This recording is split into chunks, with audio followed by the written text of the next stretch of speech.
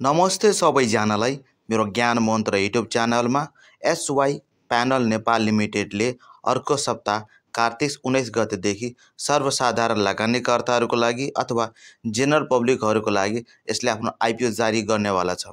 यस कम्पनीले कुल 40,76,156 किता सेयर आउने कार्तिक 19 गतेदेखि सर्वसाधारण लगानीकर्ताको लागि जारी गर्नेछ।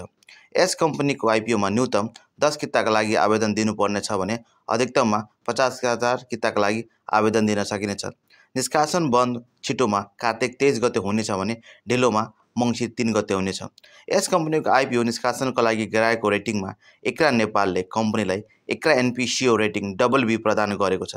यसले कम्पनीको दायित्व वहन गर्ने क्षमतामा मध्यम जोखिम रहेको सङ्केत गर्दछ।